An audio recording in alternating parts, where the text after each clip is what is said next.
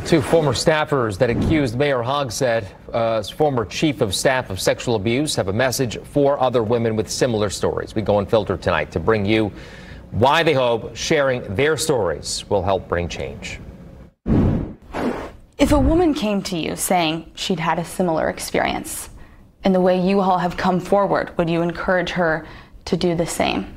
So that has happened to me, and I think it's very personal. I don't think there's any right or wrong way to handle this. I think the minute it happens to you, there's not really a way to win. There's just kind of different ways to lose, and you just kind of have to handle it however is best for you and your healing.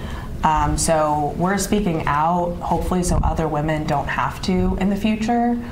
Because this is a really heavy burden to bear, and my hope is in the future that other women won't have to go to these lengths. But the thing I tell women is it's just important to tell somebody, because I think there's a lot of pressure on women to stand up for themselves and get themselves out of this, and it's one of the hardest things you can do. You can't do it without help.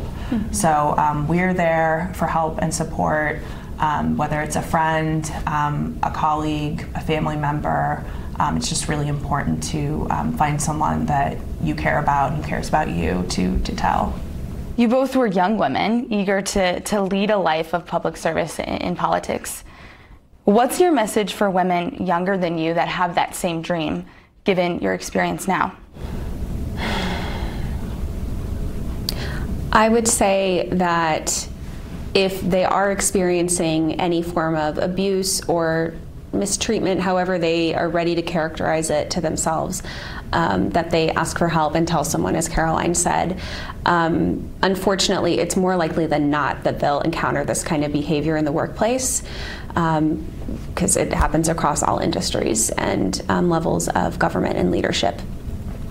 But I would also say that they have a lot more power than they realize.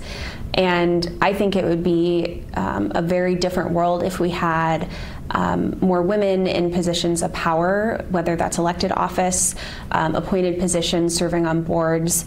Not that it's our responsibility to change the systems that are ultimately hurting us, but I do think a lot of things would look a lot different for everybody if people who had the least power right now had the most power in the future. Yeah, I think it's up to leaders, it's up to elected officials to be standing up for the women and men who are experiencing harassment in the workplace. Again, I think we just ask women especially to carry so much of this burden and to be standing up for ourselves. And I think before we, tell women what they should or shouldn't do if this happens to them or how to prevent it happening to them, we have to look at everybody else. Like, who are the people who saw something and didn't say something, who aren't standing up to this? It's up to the people in power to be looking out for the people who don't have as much power, as much of a voice. But yeah, you do have a voice, and sometimes it's difficult to make it heard, but there are people out there who want to support you. But I think the main message I want anyone to take away is, if you are someone in a position of power, you have such a responsibility to protect women in the workplace.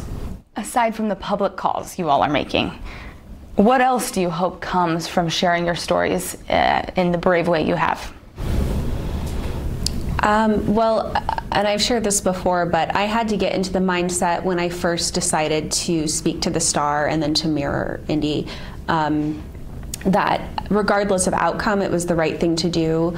Number one, because it would help at least one other person, and that was worth it. That's why I started speaking out in the first place all those years ago, because I felt a responsibility that admittedly wasn't mine, but did feel like a responsibility at the time to protect other women and people who are vulnerable.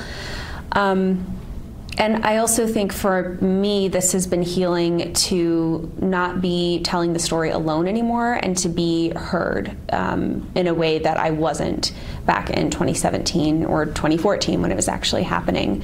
It's been almost a redo of what I went through all those years ago, only now the outcome is hopefully going to be different.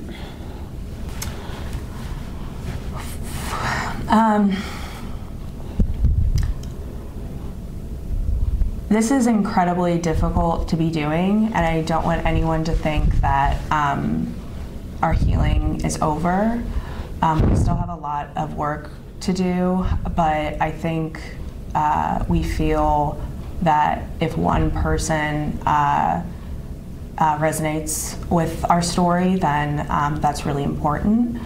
A friend told me recently that fear doesn't live in the light, so we just want to bring our stories into the light and let people know that they don't have to be ashamed.